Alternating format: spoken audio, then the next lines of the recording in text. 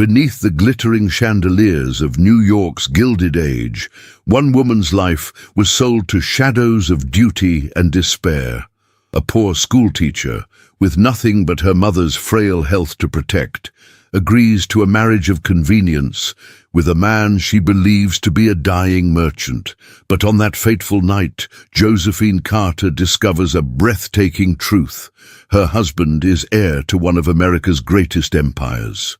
From that moment, love and betrayal, loyalty and ambition collide in a story where every glance hides a secret and every silence conceals a storm. Where are you listening from? And tell me, what do you love most about period romances filled with passion and unexpected turns? New York City, early spring of 1882. The air carried the final chill of winter, its breath weaving through alleyways and brick facades like the memory of something that refused to be forgotten. On the east side of the city, far from the gaslit mansions of Fifth Avenue, Miss Josephine Carter pulled her threadbare shawl closer around her shoulders as she descended the stone steps of St. Agnes Girls' School for what she knew would be the last time. The sound of the bell no longer stirred the hopeful murmur of young voices within. The classrooms had emptied, and with them, her reason to endure. She had taught literature and penmanship to daughters of dockworkers and seamstresses for nearly 7 years, offering more than lessons, offering dignity. But this morning, the headmistress had summoned her with downcast eyes and folded hands. "There are pressures beyond our walls, Miss Carter. A new board, new priorities." She had not needed to say more. Josephine's modest salary and outspoken nature had long painted her as dispensable. And so, with a final nod to the silent corridors, she walked out with her books pressed tightly to her chest and her heart unraveling at the seams. By the time she reached the boarding house on Eldridge Street, the early light had waned into the dull amber of approaching dusk. A cough, dry and persistent, echoed from within. Her mother's illness had worsened, the apothecary's tinctures had grown thinner, the rent heavier, and now with no income, Josephine faced a void she could no longer ignore. She sat beside the small iron bed where her mother, Agnes Carter, lay wrapped in blankets, her once strong voice now barely more than a whisper. Josephine held her hand in silence, willing herself not to cry. The room smelled of chamomile and old paper. The wallpaper peeled like brittle skin, and the fire in the grate had long turned to ash. That night, as snow began to fall again over the city like a cruel joke from winter's hand, a letter arrived, delivered not by post, but by a man in a dark coat who refused to give his name. The envelope bore no return address. The seal was heavy wax, crimson as blood. Inside, the letter was brief, but its contents caused her hands to tremble. "Miss Carter, you are known for your virtue, your discretion, and your devotion to your mother.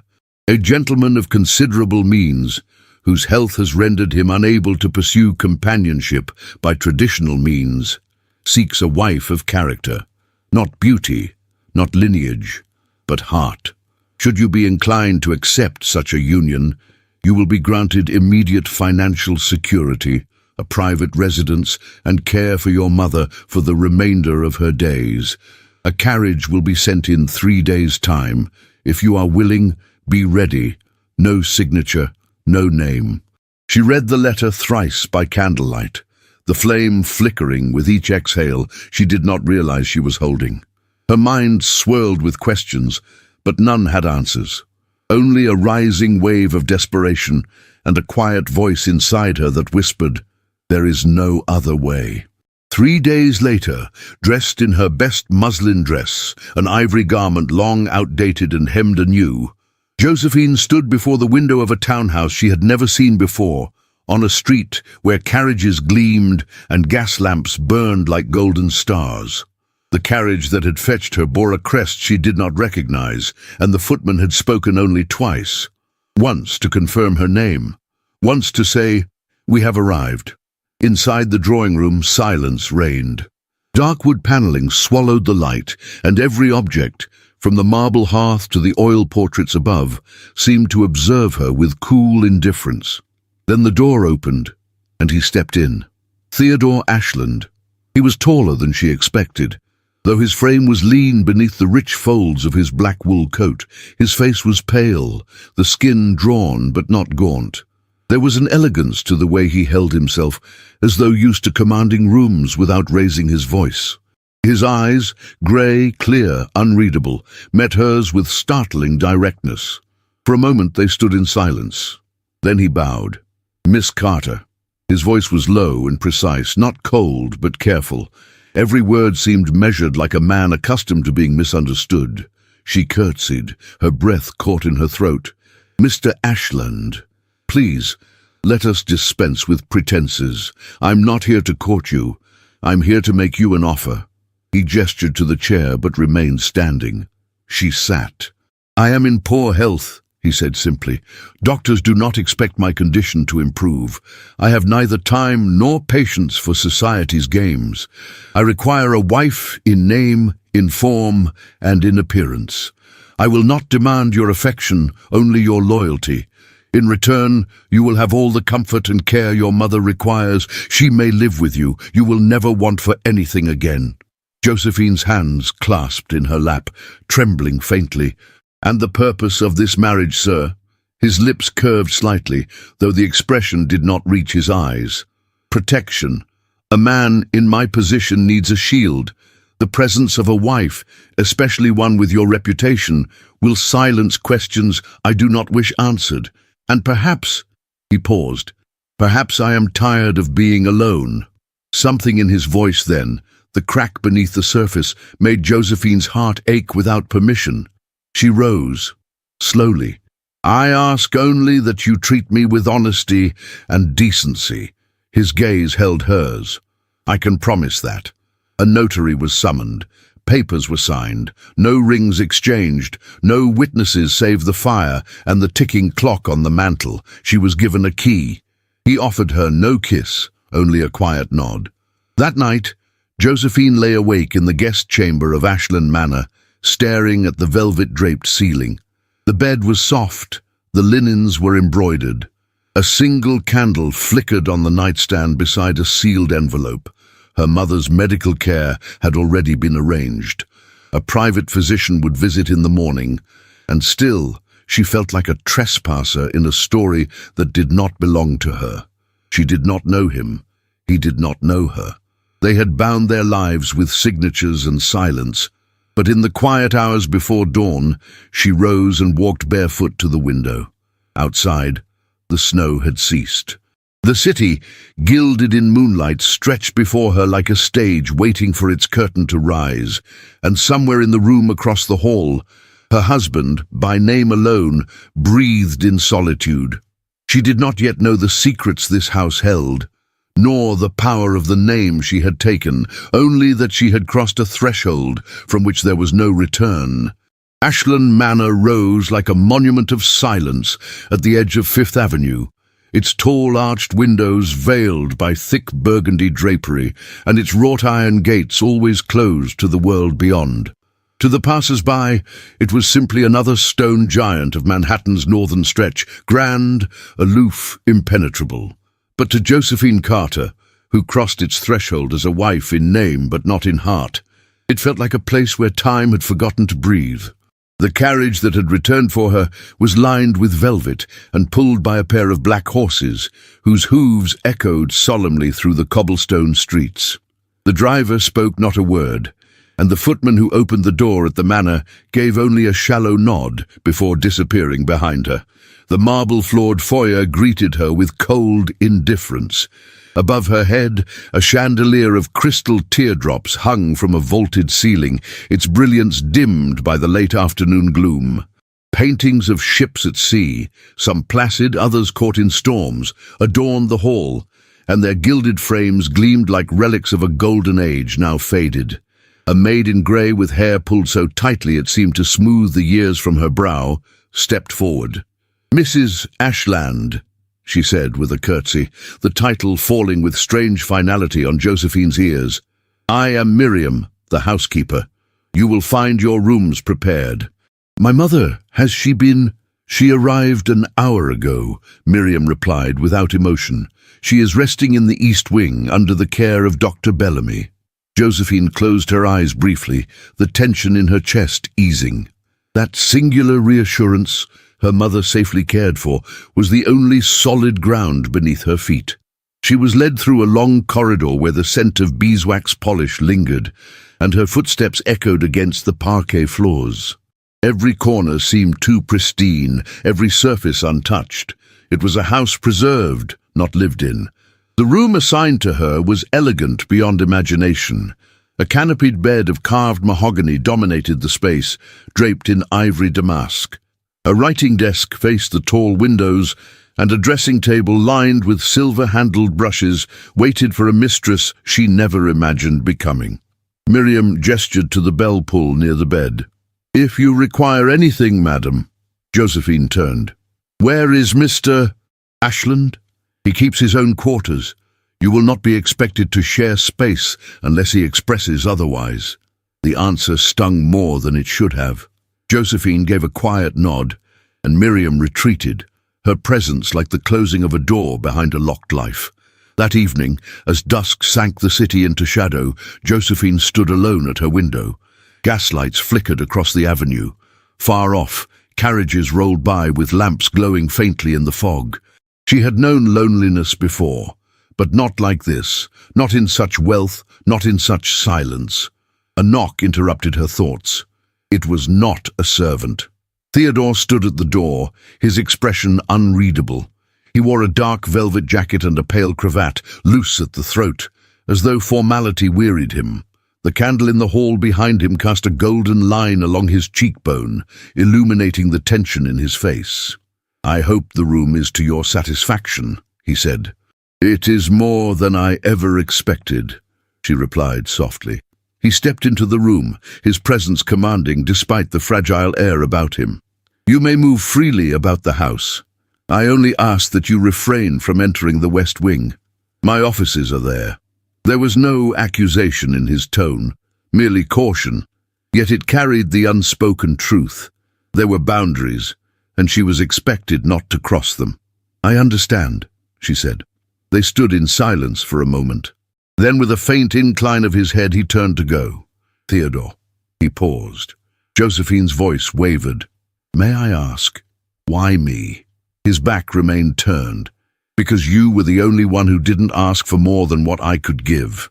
And then he was gone, the quiet click of the door sounding louder than it should have.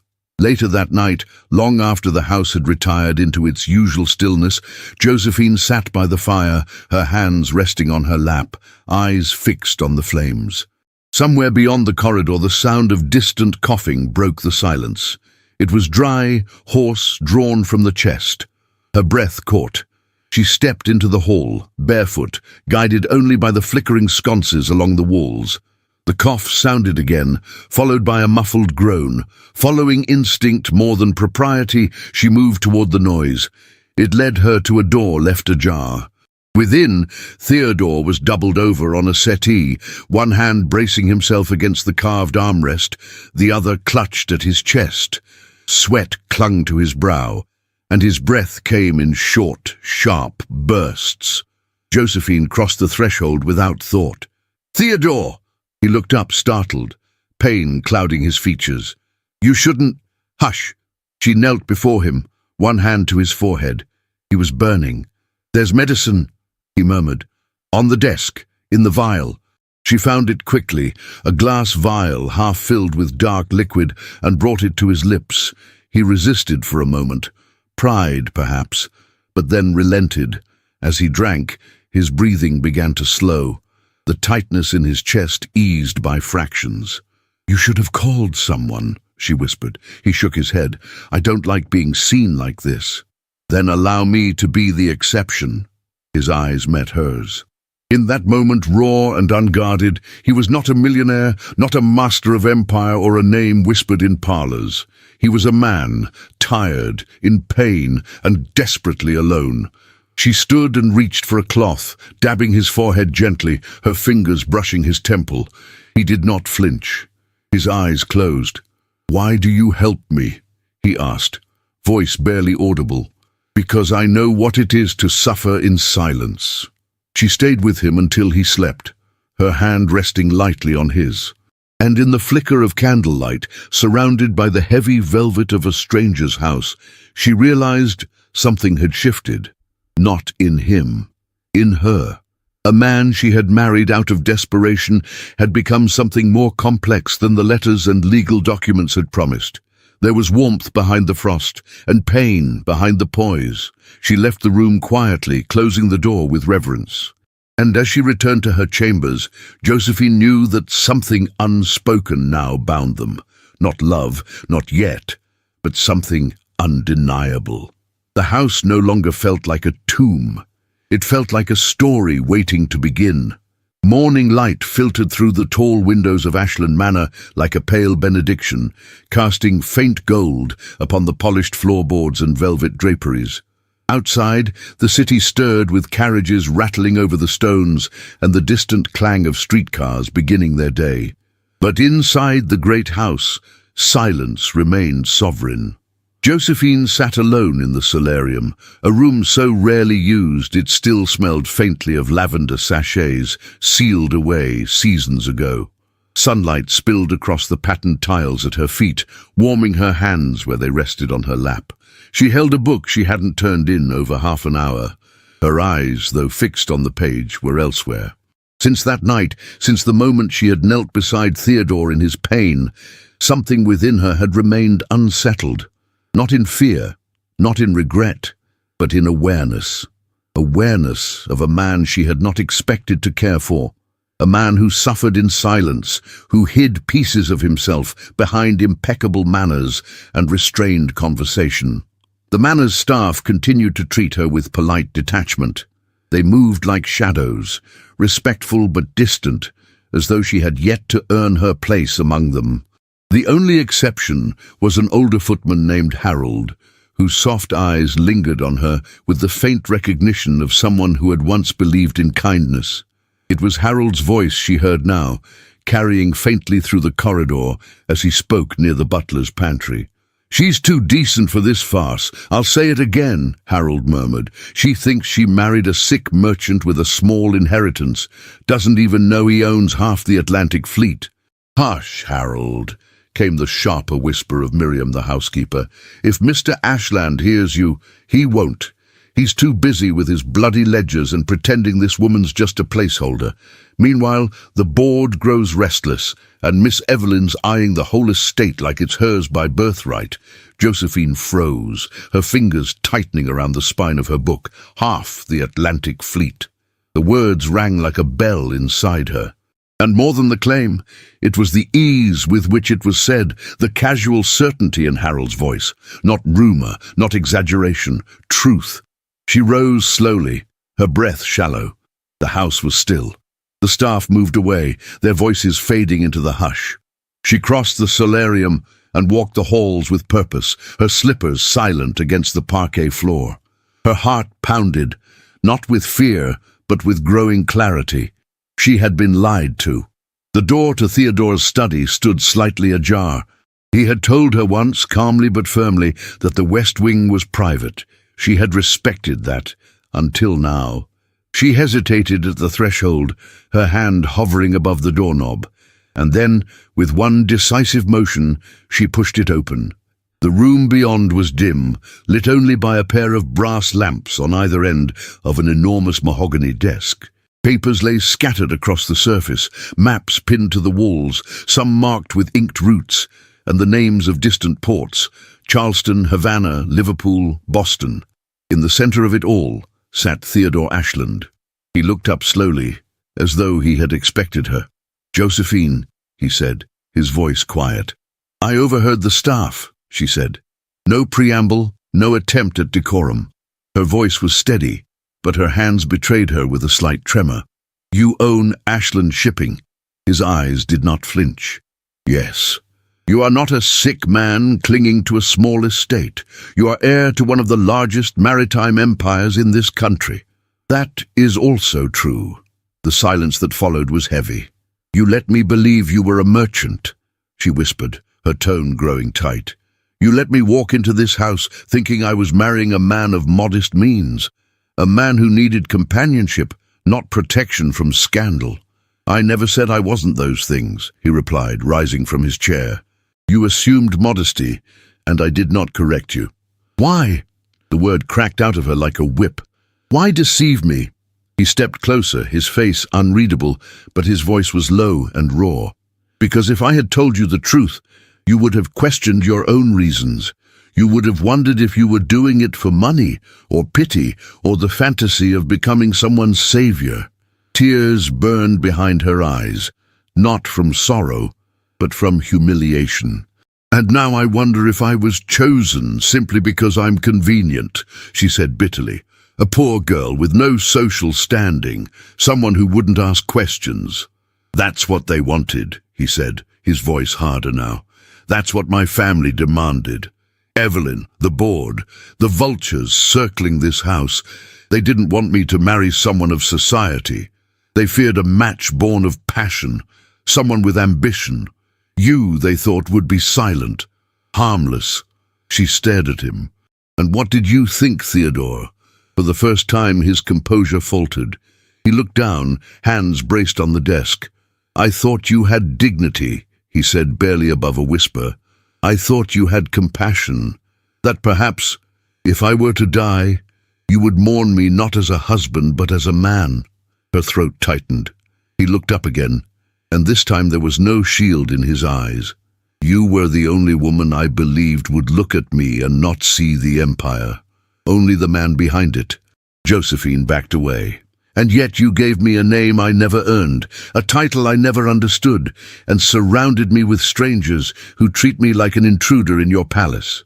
That was not my intention. No, she said bitterly. Your intention was never to let me in at all. She turned from him and left the study, the sound of her departure like a gust of wind slamming through a cathedral.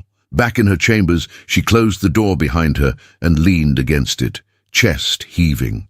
The walls, the silk furnishings, the shining mirror, all felt foreign, a stage set, a cage. She walked to the window. The view unchanged, Fifth Avenue in quiet bustle, the city unaware of her aching humiliation. She had thought herself clever, selfless even, believing that in marrying a quiet, ill man, she was saving herself and her mother. But now she saw the cruelty of the arrangement. The way she had been used as a symbol of virtue, a pawn to secure appearances, while the truth was hidden behind locked doors and careful silences.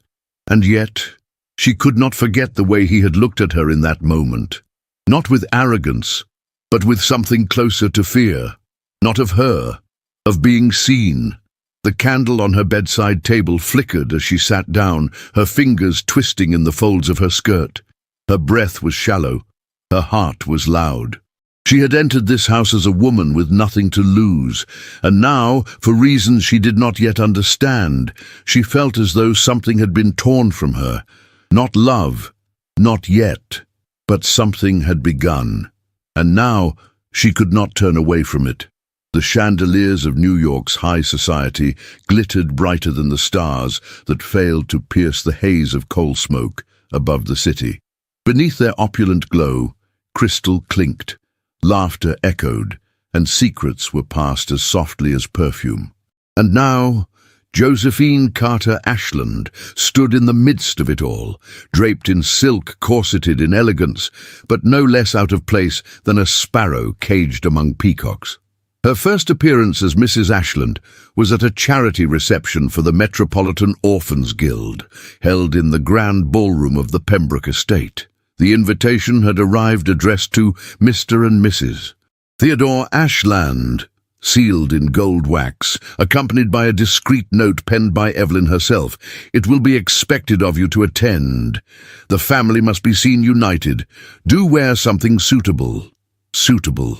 Josephine had stood staring at those words longer than she would later admit.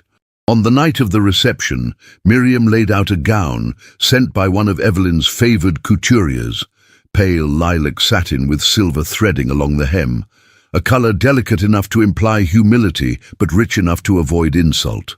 The corset, tighter than any she had worn before, pressed against her ribs with each breath, as if reminding her not to forget where she stood. Theodore appeared just before they were to depart, dressed in a midnight blue tailcoat with onyx studs. He said nothing at first, only looked at her as though she were a question he did not know how to answer. "You look," he began, but the words failed him. "Suitable," she offered, her voice level. He flinched, almost imperceptibly. "No, you look brave." The carriage ride to the Pembroke estate passed in silence, but not an uncomfortable one. Rather, it was filled with something suspended, fragile, like the pause between a bowstring drawn and released. When they entered the ballroom, all conversation seemed to halt for a heartbeat before resuming at double speed. Eyes turned, fans fluttered, smiles widened into something brittle and bloodless. Josephine walked by Theodore's side, chin high, shoulders back. The music was sweet and unassuming, a string quartet playing beneath a dome painted with cherubs and constellations. The walls were lined with portraits of women with swan necks and powdered shoulders. Evelyn approached them, resplendent in emerald green silk that clung to her like armor. Her smile was the kind that cut. "My dear Josephine," she said, kissing the air beside Josephine's cheek. "What a vision! I see Madame Lefebvre managed to perform a miracle." Josephine smiled gently. She had excellent raw material to work with. A flicker passed through Evelyn's eyes, quickly masked by practiced charm. "Do allow me to introduce you to the ladies of our circle." What followed was not so much an introduction as a slow, deliberate parade. Names were exchanged. Mrs. Pembroke, Lady Ashton, the young widow Rowena Alcott, but every hand Josephine took was cold, every curtsy shallow, every compliment thinly veiled condescension. They commented on her posture, her diction, the modesty of her gloves, always with smiles, always with veiled precision. "She taught at St. Agnes, did you know?" one whispered, just loud enough. "How noble," murmured another, "to come from such simple beginnings." "I'm told she reads poetry," said a third, as if it were a charming disease. By the end of the evening, Josephine's cheeks ached from smiling, her back ached from standing, and her spirit ached from something she could not yet name. Back at Ashland Manor, she removed her gloves with trembling fingers. Theodore stood watching her from the threshold of her chamber. "I should not have made you go," he said quietly. "You didn't," she replied. "She did." "She cannot touch you." Josephine turned slowly. "She already has, and you let her." For a long time, neither of them moved. Then, with a weary breath, he said only, "Good night, Josephine," and vanished into the shadows of the corridor. The days that followed brought more invitations. Dinners, teas, garden parties, each event a minefield of expectation and silent judgment. Josephine attended as required, performed her role with grace, but each night she returned more hollow. The worst of it came not from the women, but from the quiet knowledge that Theodore did not defend her, not publicly, not yet. And then, as though life itself conspired to test the limits of her endurance, Agnes fell ill once more. It began with a cough, then fever, then trembling hands that dropped the teacup she tried to lift. Josephine summoned Miriam.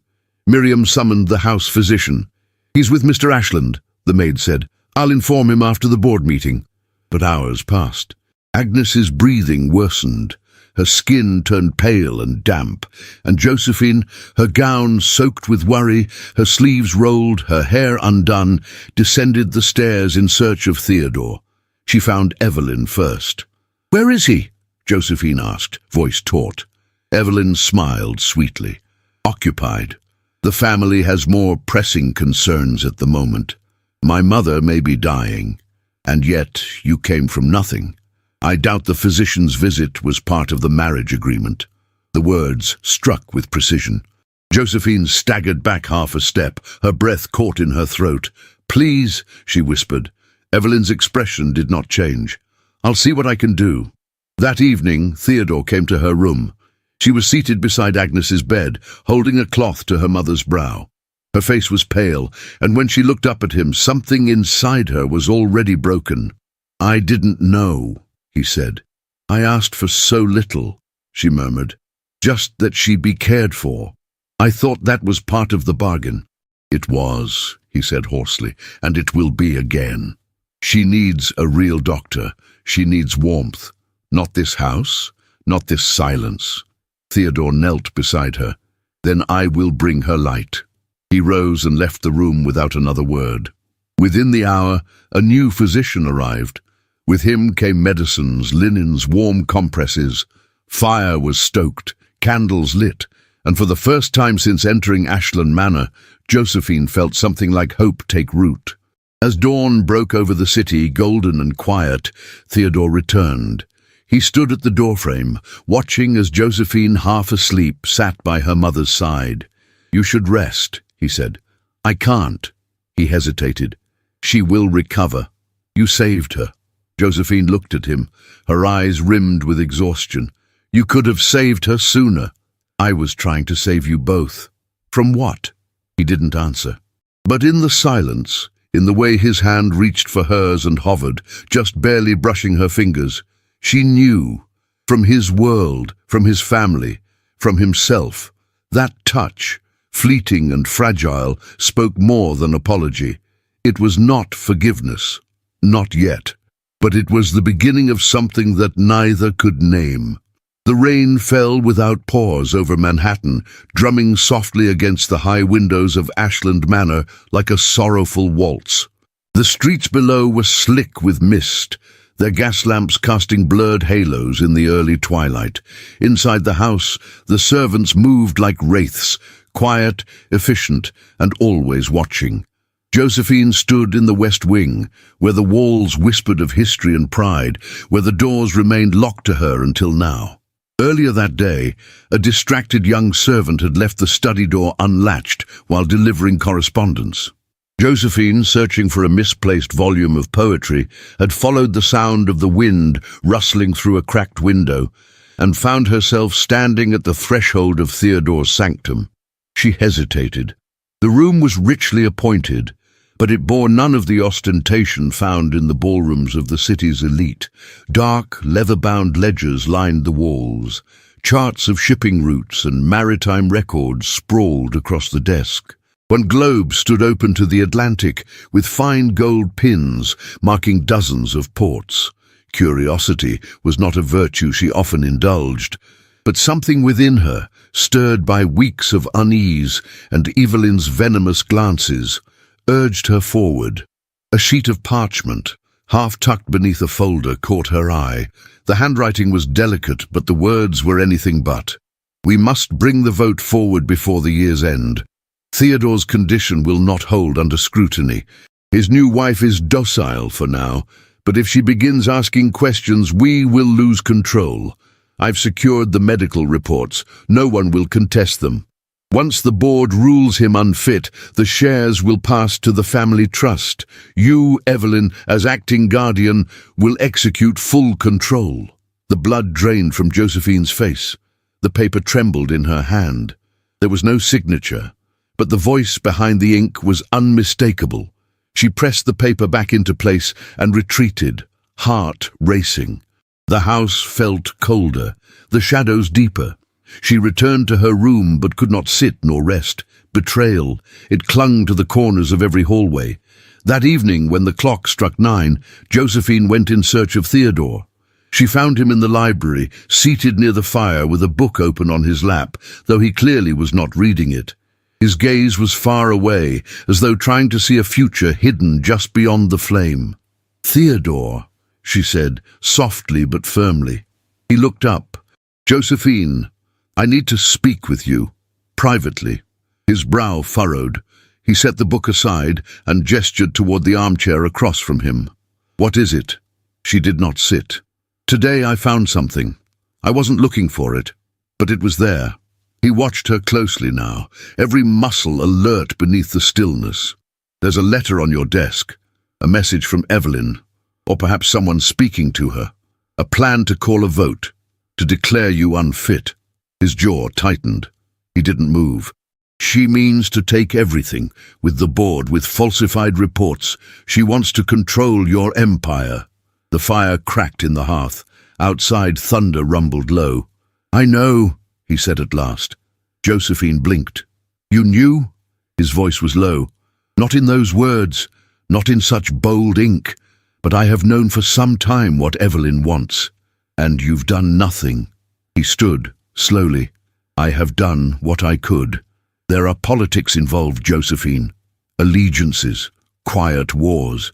My health has always been the weapon they use against me. Then why let them? He looked at her, and something flickered in his eyes. Weariness, perhaps, or something older. Because to fight them means war. And I have lived my life avoiding battles I could not win. Her hands trembled at her sides. You let them mock me. You let them question my place here, and now you let them dismantle everything you built. He stepped forward. Do you think I wanted this? That I welcomed the day my cousin began speaking for me in boardrooms where my name built the walls? Then why haven't you stopped her? His voice rose, sharp and unguarded. Because I have been sick, Josephine. Because there are days I cannot breathe without pain. Because they treat me as a relic, not a man. She stepped closer, her voice trembling, not with fear, but with fury. And what am I then? A shield, a signature on a contract. I married a man I did not know to save my mother and salvage my dignity, but I will not stand by while you surrender. He stared at her. For a moment, neither of them spoke. Then, softly, almost brokenly, he said, You don't understand what it means to be surrounded by people who want you to disappear. I do, she replied, because I live in a house where every glance reminds me I am unworthy. I walk into rooms where no one says my name. I smile through every insult, and I did not run. I did not hide. The silence that followed was thick with everything neither had dared say until now. She turned to leave. Josephine, he said quietly. She stopped. I chose you because I believed you would be strong, he said. Not just kind, not just good, but strong. She faced him again, eyes shimmering with restrained emotion. Then show me that you're worth that strength, she said. Fight for your name, fight for what's yours, or let me go before they destroy us both. She walked away, the echo of her footsteps like a judge's gavel down the marble corridor. Theodore remained alone before the fire, his shoulders hunched, his hands clenched into trembling fists. Outside, the rain poured harder. Inside, walls cracked, not of stone, but of silence. Walls that had long protected pride, but now threatened to bury the man behind them. The Ashworth Palace Hotel stood bathed in gold that evening, a monument of polished marble and gaslight glamour. Its entrance bloomed with carriages and feathered gowns, laughter spilling from beneath velvet awnings as the elite of New York gathered beneath a single commandment, be dazzling or be forgotten, or be... The occasion was Evelyn Ashland's famed winter masquerade, an event whispered about for weeks in the parlors of Fifth Avenue and printed in silver ink on engraved invitations delivered by hand. Josephine had not wanted to go. She had said so plainly when the card arrived, heavy and perfumed, addressed only to her in a flourish of cursive too elegant to be sincere. But Theodore had met her gaze with a silence that was not indifference, but exhaustion. You are my wife, he had said, and you deserve to be seen as such. So now, beneath a mask of pearl-trimmed lace and a gown of deep sapphire silk, Josephine ascended the grand staircase of the ballroom with Theodore by her side, her gloved hand resting lightly on his arm. Crystal chandeliers trembled above with the vibration of strings and violins. The ballroom shimmered like the inside of a champagne flute. Faces blurred beneath feathers and jewels. The air smelled of roses and envy. Theodore's mask was simple, black and unobtrusive, in stark contrast to the elaborate plumage of the men around them. He stood tall, elegant, composed, but she felt the tension in his arm, the silent pressure of a man who hated the stage, yet stood upon it for her. They were greeted with polite nods, murmured flattery, and eyes that wandered too freely. Evelyn found them near the entrance to the ballroom floor. She wore a gown of crimson satin, her mask dripping in ruby crystals. She looked like something painted, not born. "How lovely," Evelyn purred, touching Josephine's gloved hand with icy fingers. "You almost don't look out of place." Josephine offered a smile so measured it could cut glass. "How kind. And you've chosen red tonight, very subtle." Evelyn's eyes glittered beneath her mask, but she said nothing more, drifting away on a tide of admirers and flattery. The evening unfolded in golden threads. Waltzes spun across the floor like falling stars. Conversations danced with veiled compliments and sharper intentions. Josephine remained at Theodore's side, smiling, gracious, every inch the lady they expected to see. Yet, within her, a storm coiled tighter with every glance that lingered too long, every whisper just beyond her ear. It was after the third waltz that Evelyn returned. She carried a folded piece of parchment in her gloved hand. "A note for you, dear," she said sweetly, holding it between two fingers like a perfumed sin. "It was left with the steward. I assume it's from your admirer." Josephine blinked. "My what?" Evelyn smiled. "Do read it aloud. I adore poetry." She pressed the note into Josephine's hand and stepped back. Theodore turned toward her, brows drawn. "What is this?" Josephine opened the parchment with hesitant fingers. The ink was unfamiliar. The words, intimate, passionate, crude almost. A declaration of love, of longing, a confession of nights imagined and days desired. And it was signed, not with a name, but with a mocking symbol, a mask and a question mark. Gasps rippled, whispers began. Josephine felt the heat rush to her face, her throat tightening with panic. "I didn't—" She tried to speak, but her voice caught. She turned toward Theodore, her eyes wide, desperate, but he was already moving. "Enough!" His voice rang, low but thunderous, silencing the circle forming around them. "Whoever left this note is a coward and a liar. And anyone who believes my wife is capable of such deceit is a fool." His arm encircled Josephine's waist with unexpected fierceness. "She came here tonight out of duty and dignity. If that makes her a target, then let your arrows fall on me." The crowd stilled. Evelyn's smile faltered. Josephine could barely breathe. Without another word, Theodore led her from the ballroom. The music resumed behind them, brittle and forced. The masks continued their dance. The ride home was silent. Rain tapped against the carriage windows like an impatient drum. Inside the manor, Theodore did not retreat to his study. He followed Josephine into the drawing room, where the fire still burned low, casting flickers across the dark panelled walls. She stood near the hearth, her hands shaking as she removed her mask. "They all looked at me," she whispered, "as if I were something filthy." He didn't speak at first. He approached slowly, removed his own mask, and placed it on the mantelpiece.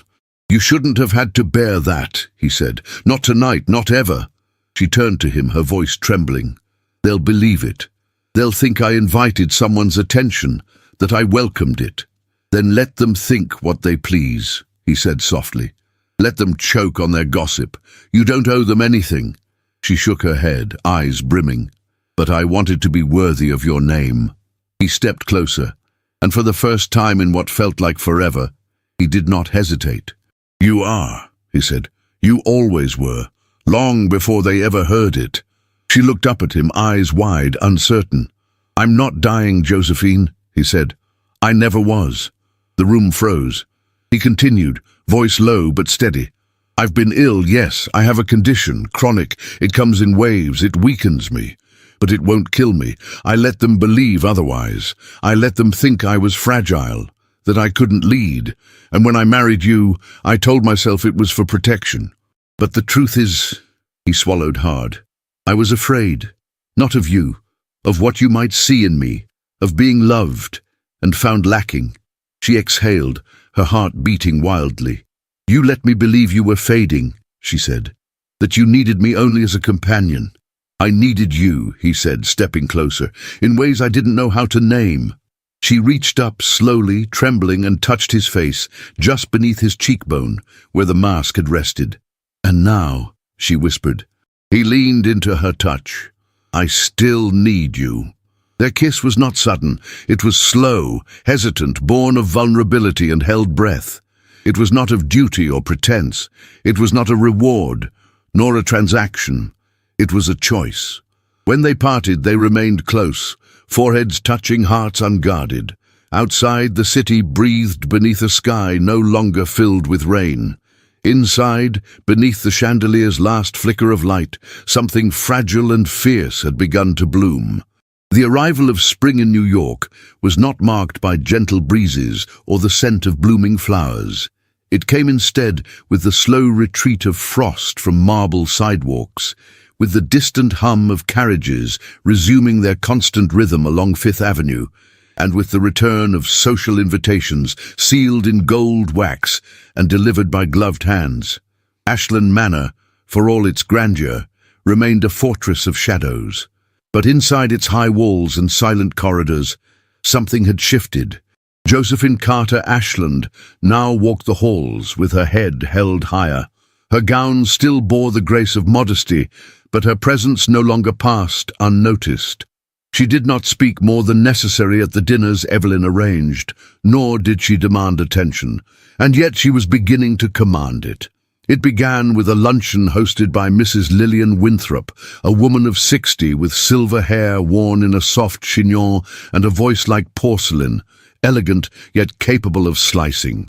She had invited Josephine without pretense, without Evelyn's approval, and offered her a seat at a table of wives who had ruled the social circles long before the daughters of railroads and mines arrived with diamonds and loud voices.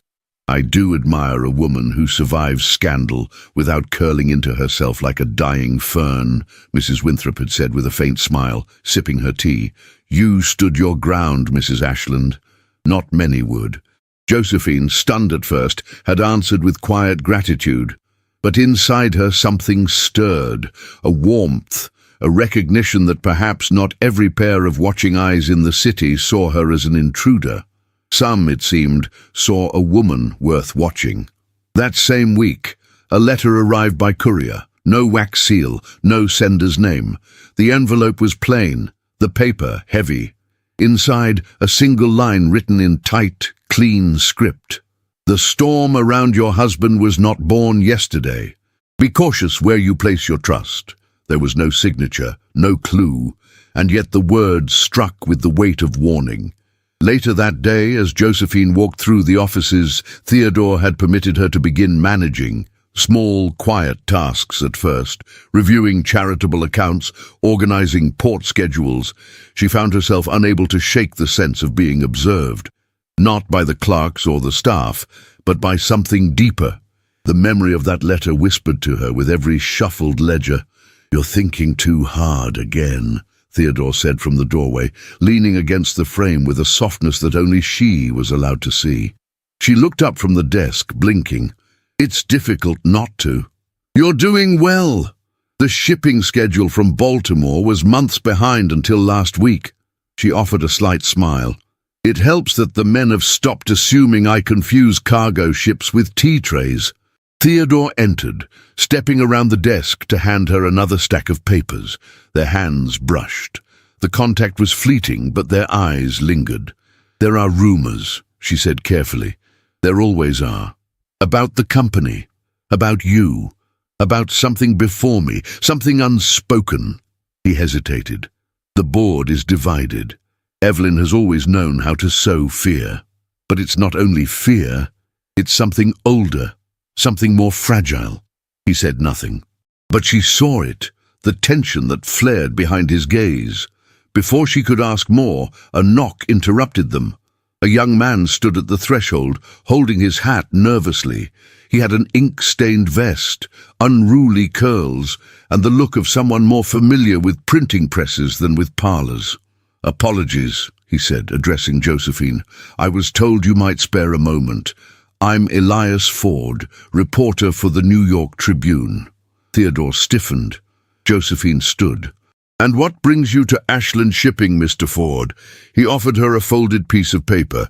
"You've been mentioned in a few corners of the city, and not all unkindly. I believe there's more to your story than the whispers say." Theodore stepped forward. "This is not the time nor the place." Josephine reached for the paper, scanning the first lines. It was a draft, half an article, half a question. Not about scandal, but about power. About what it meant for a woman like her to navigate the world of men and money. "I don't give interviews," she said, handing it back. "But if you're looking for the truth, I suggest you stop chasing ghosts." Elias gave a small bow. "Fair enough. I only hope you know which ghosts are real." He departed as quickly as he had arrived. Later that evening, Josephine returned to her chambers to find a letter waiting atop her pillow. No handwriting, no mark. Only 5 words, carved in chilling simplicity: "Leave him or be ruined." She sat slowly, hands trembling, breath caught. The edges of the paper were sharp. The ink had smudged, as if written in haste or fury. She stared at the words for a long time. Then she folded the letter and placed it inside a drawer she locked. The next morning, she visited Mrs. Winthrop. "I received something," Josephine confided, sitting across from the older woman beneath a lattice of blooming wisteria. "Something cruel, anonymous."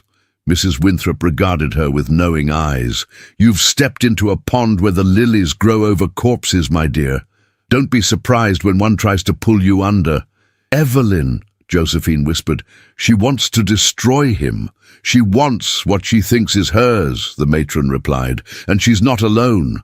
But why go through so much to discredit him? Why fabricate illness? Why now?" Mrs. Winthrop poured tea with hands that did not tremble. "Because when power slips through the cracks, people forget decency. And because Theodore's father once made enemies you don't yet know by name." Josephine's chest tightened. "There's more than business at stake," Mrs. Winthrop said. "You know it. You feel it. The question is whether you're willing to open the door wide enough to see what's inside." That night, Josephine stood in the west corridor of the manor, where portraits lined the walls in shadow. Men with Theodore's chin, women with Evelyn's eyes, legacies. She stared at a particular painting, a young man in naval uniform standing on the deck of a ship, eyes hard as steel. "Theodore's brother," said a voice behind her. She turned to find Miriam, the housekeeper. "He died young," Miriam continued, "a scandal they buried before it ever reached the papers.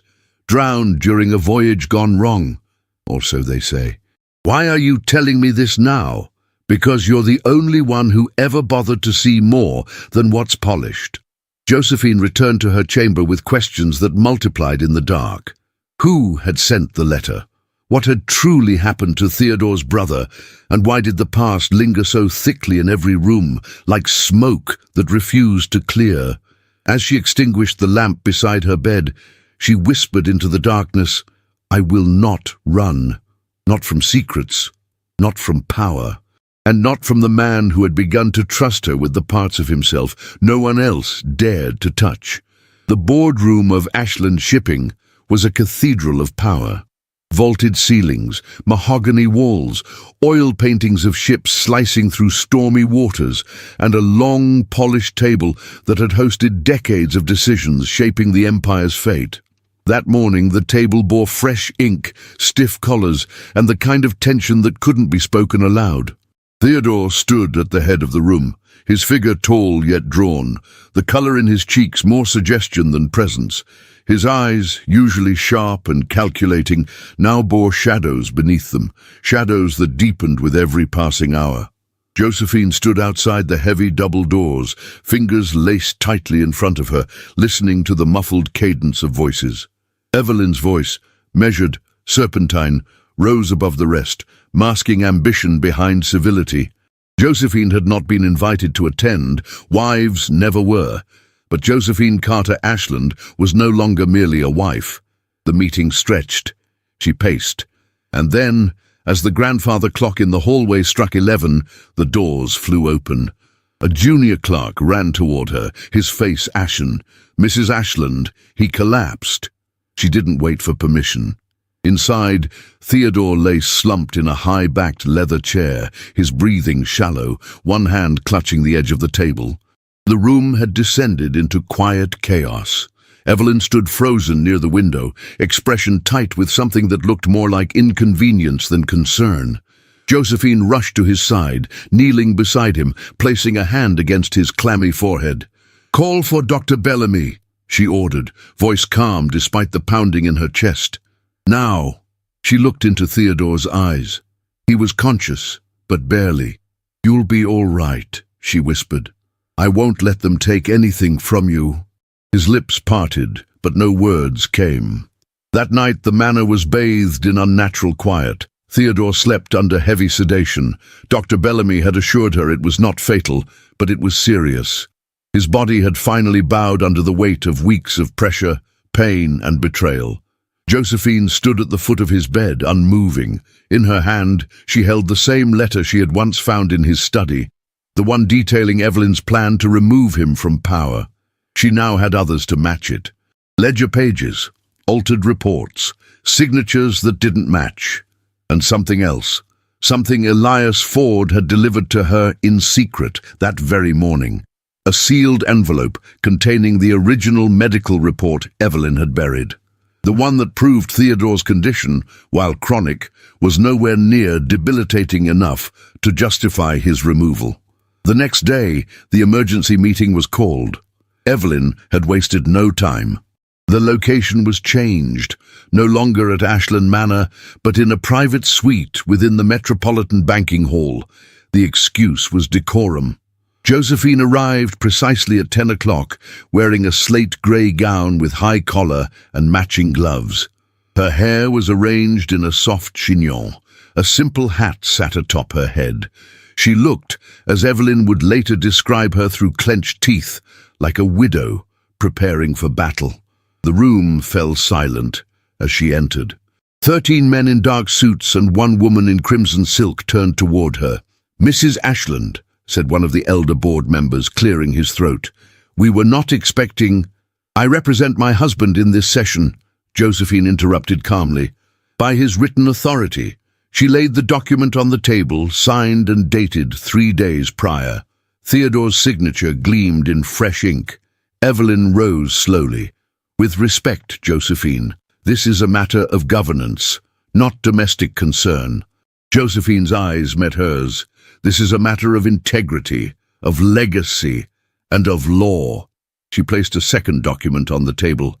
"You intend to vote Theodore out on the grounds of mental and physical incompetence.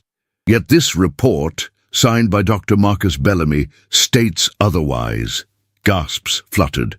"More importantly," Josephine continued, her voice gaining strength, "this original report was replaced by another, one submitted under the same letterhead but altered, falsified." She turned to Evelyn. "And the clerk who processed that document has signed an affidavit stating that it came from your office." The air thickened. One of the board members, Mr. Langston, reached for the document, scanning it with growing alarm. This is a criminal offense," he murmured. But Josephine wasn't finished. She laid out 2 ledgers side by side. "You'll notice discrepancies between projected earnings and declared profits from the last quarter. The forged numbers favored Evelyn's private account." Evelyn paled. "You may call me an outsider, a schoolteacher, a simple woman." Josephine's voice did not tremble. "But I know arithmetic, and I know a thief when I see one." Voices erupted, shouts, questions, objections. The room dissolved into chaos. Josephine stood her ground. She used Theodore's health as a curtain behind which she manipulated this company. She spread falsehoods, forged documents, abused her access. Evelyn slammed her palm on the table. "She has no legal standing," a slow voice answered from the far end of the table. "She does," said Mr. Beaumont, the oldest member of the board, "because Theodore gave it to her, and because the evidence speaks for itself." By noon, the vote had been postponed, a full investigation ordered. Evelyn, pale and silent, left the room without speaking to anyone. Josephine stood in the hallway alone. The victory, though necessary, felt hollow. That evening she returned to the manor. Theodore was awake. He looked at her as she entered, as though unsure whether he was dreaming. "You went," he murmured. She sat beside him, taking his hand. "I had to. You stood before them. For me." "No," she said gently. "For us." A long pause passed between them, a silence full of unshed tears. "I was afraid you would walk away," he said at last. "I nearly did," she whispered. "But you gave me a place in your world. Now I've fought to keep it." He reached for her face, his fingers tracing the curve of her cheek, so softly she barely felt it. "You saved me," he breathed. "No," she said. "We saved each other." Outside, the rain had lifted. The windows glowed with the quiet fire of dusk. Inside, where shadows once ruled, two souls rested at last, not as strangers bound by duty, but as allies shaped by storm. The war they knew was not over, but for the first time they would face it together. The morning unfolded beneath a pale sky, neither rain nor sun claiming dominion. The air in New York carried the kind of tension that clung to windows and whispers alike, a silence heavy with expectation. Inside Ashland Manor, the lamp still burned, though the hour was late. Josephine sat at her writing desk, a sealed envelope trembling beneath her fingertips. The letter had arrived before dawn, unmarked, save for the same heavy parchment and clean, angular script as before. "You have until midnight to leave him. The next time, I'll include a copy of the affidavit, the one that claims you were dismissed from St. Agnes under suspicion, your mother's debts, the young man who visited you after hours. I wonder what the newspapers would make of that. It was a lie, all of it, or at least enough of a lie to become believable."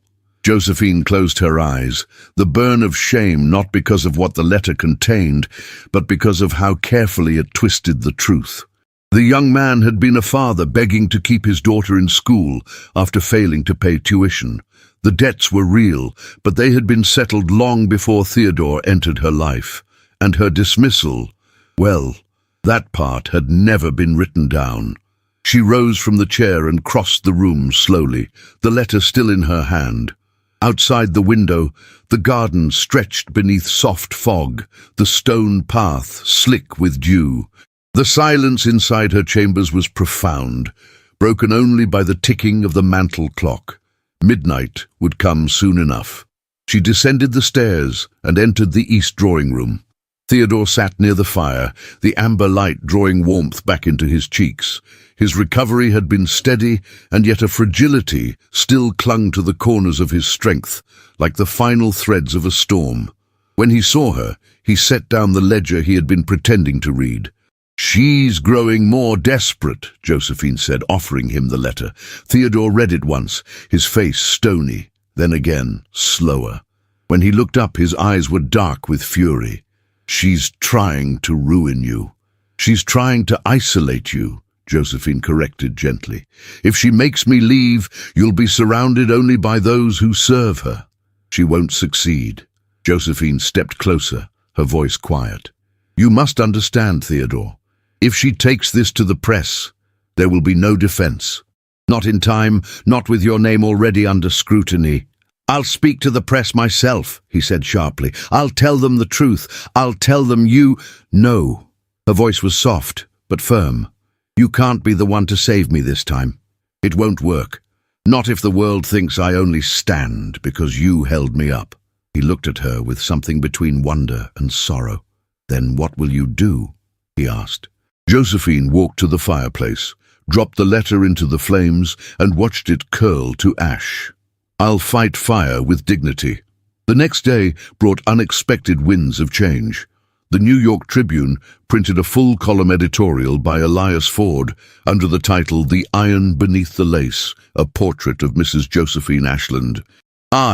It chronicled her modest origins, her steadfast support of her husband through scandal and illness, and her quiet intelligence in restoring order to a crumbling enterprise. It also included quotes from Mrs. Lillian Winthrop, from former students of St. Agnes, even from a rival shipping executive who had once dismissed Josephine as ornamental. Now, he confessed, he saw her as a force of discipline wrapped in silk. The piece spread quickly through the social circles. Morning parlours buzzed with new gossip, not of Josephine's disgrace, but of her courage. By evening, Josephine had received 5 invitations to exclusive luncheons, 3 handwritten notes of admiration, and 1 anonymous bouquet of white irises with a simple card, "Forgive me for ever doubting you." She knew it came from Mrs. Alcott, and it was enough. Still, Evelyn did not yield. She arrived uninvited that afternoon, draped in mourning black, though no one had died, at least not yet. "You've been busy," she said, striding into the salon without waiting to be received. Josephine turned from the window, her hands folded. "Your campaign failed," Evelyn continued. "But don't be mistaken, Josephine. Society's mercy is as fickle as its praise." Josephine smiled faintly. "Then I'll treasure it while it lasts." Evelyn's eyes narrowed. "You're not clever, you know. You're just lucky." "No," Josephine said calmly. "I'm tired, and I'm no longer afraid of you." Evelyn stepped forward, her voice lowering. "I made this family. I held it together when Theodore couldn't breathe without permission. Do you really think you can erase me?" "I don't need to erase you," Josephine said. "I only need to outlive your cruelty." Evelyn stood still, trembling with the kind of rage that came only from losing something she believed was hers by right. She turned without another word and left the room, her footsteps echoing like a slow defeat. The following morning, the Ashland family board convened once more. This time, not to vote on Theodore's future, but to restructure the company under new leadership. Theodore, now fully present, stood at the head of the table. His words were steady, deliberate. "I have allowed fear to dictate too many decisions. That ends today. I name Josephine Carter Ashland not only my wife, but my official advisor within the company, with access to all operational and financial records. She has already saved us once. I trust her to protect what I no longer can alone." There was silence. Then Mr. Langston cleared his throat. "I second the motion." Others followed. Even the once wavering Mr. Chambers nodded his agreement. Evelyn did not attend the meeting. Josephine sat beside Theodore, her presence neither ornamental nor symbolic, but central. That evening a press conference was held. Theodore, standing before the polished oak facade of Ashland Shipping, addressed the crowd that had gathered under a rising sky. He spoke of truth, of strength, of the damage caused by secrecy and pride. He spoke of Josephine, not as his shield, but as his compass.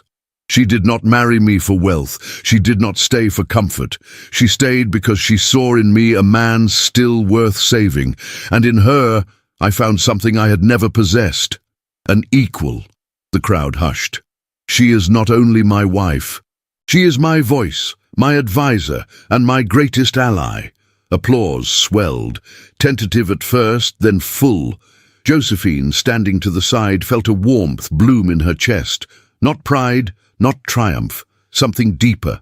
That night, as the city darkened and the household quieted, she entered Theodore's study and found him pouring 2 glasses of wine. "For you," he said. She took the glass. "To survival." He shook his head, lifting his glass toward hers. "To victory." They clinked glasses, and for the first time since that letter had arrived, Josephine laughed. It was not a laugh of relief. It was the laughter of a woman who had crossed fire unburned, and who now stood, not beside a man who needed protection, but beside a man who had learned to fight for her just as fiercely as she had fought for him. Late summer wrapped New York in a golden hush. The city, ever restless, moved more slowly under the weight of heat and new beginnings. Along Fifth Avenue, carriages passed beneath the shade of carefully manicured trees, their wheels muffled by dust, their passengers shaded by parasols and reputation. Inside Ashland Manor, light streamed through tall windows left open to catch the breeze, stirring curtains of ivory lace. The air smelled of lemon balm, fresh ink and rosewater. Silence no longer held the house hostage. Laughter, soft, unforced, now moved through its halls like music remembered from childhood. Josephine Carter Ashland walked the gallery with a stack of correspondence in her hands, pausing before the tall arched window that overlooked the inner garden. Below, her mother sat among the hydrangeas, gently fanning herself with a lace-edged handkerchief, a straw hat tilted just slightly over one ear. Agnes had colour in her cheeks again. Her breath came easily. The physician visited less and less. Peace had found its place among them. Josephine turned from the window, her steps echoing down the corridor as she returned to the study she now shared with Theodore. The desk was cluttered. Papers, maritime reports, letters of investment. But there was always space for a fresh bouquet, always space for her. He sat reading near the window, sleeves rolled to his forearms, a pair of spectacles resting at the bridge of his nose. He looked younger in the morning light, less like the Empire's heir, and more like the man she had come to know in quiet moments, when duty did not hover over them. 3 more confirmations for tonight, she said, setting the letters down. Mrs. Winthrop, Elias Ford, and rather unexpectedly Lady Ashton. Theodore raised an eyebrow. The same Lady Ashton who once called you a charitable curiosity. Josephine smiled. The very one. He set the book aside and reached for her hand, drawing her gently to his side. And what do you think of this sudden affection from the city's finest? I think, she said, folding her fingers over his, that some reputations are rebuilt one insult at a time. He chuckled softly, bringing her hand to his lips. Then you've built a palace. That evening, Ashland Manor opened its doors to the highest echelons of New York society for a gala unlike any it had ever hosted. But this was no glittering tribute to money or lineage. The invitation had been clear, an evening of gratitude in honor of Mrs. Josephine Carter Ashland, whose unwavering dignity has redefined legacy. The ballroom, once a place Josephine had entered with trembling breath, now shimmered beneath her vision. The chandeliers had been cleaned until they gleamed like stars. The string quartet played a waltz she had chosen herself. The floor was waxed to a gleam, and the flowers, white lilies, blue forget-me-nots, and pale pink roses, filled the air with the scent of memory and renewal. She descended the grand staircase slowly, Theodore waiting at the foot, his gaze steady and reverent. He wore black and silver, formal yet simple. His cravat was tied with quiet elegance, and at his lapel sat a single white iris, the flower she had once received in silence. She, by contrast, wore deep sapphire silk, not the blue of sorrow, but of the sea at dawn. Her gown fell like water around her, embroidered at the hem with silver thread in a pattern of branches reaching upward. A symbol, some said, of all she had endured. To her, it was simply a tree that refused to bend. When she reached him, Theodore offered his arm. "Are you ready?" he asked softly. She looked out at the crowd, people who had once doubted her, whispered about her, dismissed her as a temporary anomaly. "I've been ready for a long time," she said. The first toast came from Mr. Langston, whose usually gruff tone softened as he spoke of resilience, loyalty, and the way Josephine had defended not only her husband, but the soul of the company. The second came from Mrs. Winthrop, who addressed the room without a note in hand. She is not merely Theodore's wife. She is not simply Mrs. Ashland. She is herself. And that, my friends, is far more difficult to become in this world than a lady of name. There was no applause, only a silence so respectful it bordered on reverence. Josephine, standing beside Theodore, felt no need to speak. Her silence now spoke louder than a speech ever could. After the toasts, the music resumed. Theodore led her to the center of the floor. They danced slowly, surrounded by candlelight and the scent of lilies. His hand rested lightly at her waist, his touch familiar, yet never careless. Her hand settled in his, not as a formality, but as belonging. "Are you thinking of the first time we danced?" he asked, voice low. She smiled. "You mean when we stood frozen near the back wall, pretending to sip champagne while avoiding eye contact?" He laughed quietly. "Exactly. I was terrified," she confessed. "I was in awe," he said. They moved together with the ease of those who had already survived the worst. Their rhythm was not perfect, but it was honest, and that was enough. Around them, society watched. And this time, Josephine did not feel their judgment. She felt their acknowledgement. Some clapped politely, some smiled softly, a few even nodded with respect. She rested her head gently against Theodore's shoulder. "I never imagined this," she whispered. "What did you imagine?" he asked. "A quiet life, teaching, watching my mother grow older, fading away in a room full of books and regret." He held her closer. "You were never meant to fade." Dim. They danced until the music slowed, until the candles burned low, until the guests thinned and the night became quiet once more. Later, long after the last guest had gone and the house had returned to stillness, Josephine stood at the same window where she had once stared out, uncertain and alone. She heard footsteps behind her. Theodore joined her, wrapping a shawl over her shoulders. "Cold?" he asked. "No," she said, "not anymore." He followed her gaze toward the night, the city stretching beyond the garden, like a sea of possibilities. "Everything is different," she said. "No," he murmured. "Everything is just as it should have been." She turned to him then, her hand against his cheek, her gaze steady. "What we have," she said, "was not built on grand gestures. It was carved from silence, from pain, from choosing each other when it would have been easier to walk away." He nodded. "That is the foundation of an empire. A tomb." Their kiss was tender, unhurried. It carried no promise of forever, no poetry, only the weight of having endured, and the quiet joy of what remained. And there, beneath the moonlight, in the house that had once felt like a stranger's fortress, Josephine understood something not even love could fully explain. She had not married an empire. She had helped build one, not of ships and ledgers, but of trust, of quiet strength, of hearts no longer hidden. The empire of the heart. Autumn had returned to New York, cloaking the city in burnished gold and the crisp promise of change.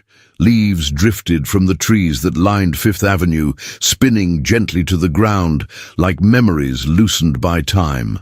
The Ashland Manor, now softened by age and affection, stood not as a symbol of wealth, but of something more enduring. Inside, the fire crackled in the drawing room, where once Josephine had felt like a trespasser.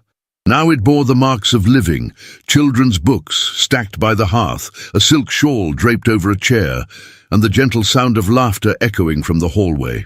Josephine sat by the window, a worn journal open in her lap. The lines on her face had deepened, gracefully like ink settling into fine parchment. Her hair, still the color of warm chestnut, was pulled back with quiet elegance.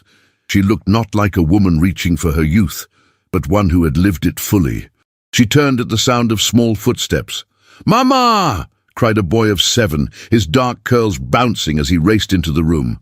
Behind him, a girl, just past 5, followed with a ribbon in her hand and mischief in her smile. "Henry," she said, catching the boy in her arms, "did you climb the apple tree again?" "No," he said, breathless. "It was Ellie." "I only climbed the first branch," the little girl protested, spinning on one toe. "Papa said that doesn't count." Josephine shook her head, unable to hide her smile. "We'll speak with Papa about that." At that moment Theodore appeared in the doorway, older, yes, with silver at his temples and a slower step. But his eyes still lit the same way they had that first night he had dared to dance with her in public. "You'll speak with Papa about what?" he asked, feigning suspicion. "Tree climbing," she said, rising. "Ah." He looked at the children. "Then I plead guilty." The 4 of them laughed together, a sound that carried up the staircases and into the corners of the house that once held only silence. After the children had been ushered off for their evening reading with Agnes, Now in her 80s, but still sharp-tongued and fiercely beloved, Josephine and Theodore returned to the garden, now dimly lit by lanterns. The same garden where she once feared exposure now held their wedding anniversary parties, their children's first steps, and quiet mornings with tea and plans.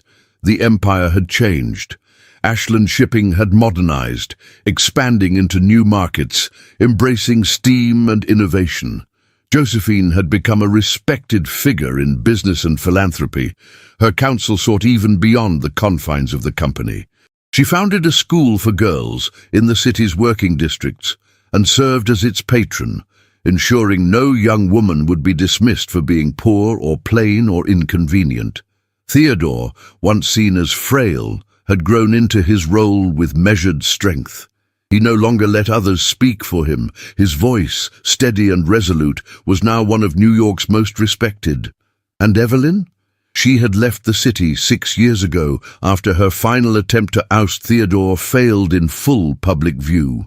She had lost her seat on the board, her influence, and the loyalty of those who once feared her. Rumor had it she lived in Boston now, surrounded by mirrors and regrets. Josephine had no bitterness toward her, only a quiet sorrow for the choices Evelyn had clung to. They reached the bench beneath the old oak tree, now surrounded by climbing roses. Theodore sat first, pulling Josephine gently to his side. 8 years, he said. 8 years, she echoed. And still, you choose me. Every morning, she said, resting her head against his shoulder. They sat in silence for a while, the cool breeze moving between them like an old friend. You know, he said quietly, I sometimes wonder if we would have found each other without that arrangement. She smiled faintly. I don't think we would have seen each other, really seen. I was too guarded, and you were too alone. He nodded. Then I'm glad fate forced our hand. Fate, she murmured, or Evelyn's ambition. He laughed softly, and the sound made her chest tighten with something like joy and sorrow intertwined. A carriage passed in the distance, its lamps glowing softly. In the world beyond their garden, society had shifted. Women now spoke more boldly. Marriages were formed less from convenience, more from hope. The old rules had not vanished, but they no longer felt immutable. Josephine looked toward the house, their home. The place that had once felt like a gilded prison now pulsed with warmth and life. She thought of the girl she once was, the one who signed her name to a marriage contract with trembling hands and no idea what waited on the other side. I was afraid, she whispered more to herself than to him. You were brave, he corrected, and perhaps both were true. As the moon rose over New York, casting silver light across their hands, they remained there, two souls who had weathered illness, betrayal, ambition, and fear. Their love was no longer a secret nor a rebellion. It was not a fairy tale. It was something far more extraordinary. It had endured. And in the quiet rhythm of their joined lives, in the laughter of their children, the warmth of their household, the legacy they were building beyond ships and titles, Josephine understood what she had always longed to believe. That love, when chosen day after day, could become the most powerful empire of all. When Josephine first stepped into Ashland Manor, she was a woman with nothing but dignity to her name. And yet, through storms of betrayal, class prejudice, illness and fear, she built something far greater than a title or a fortune. She built a love that endured.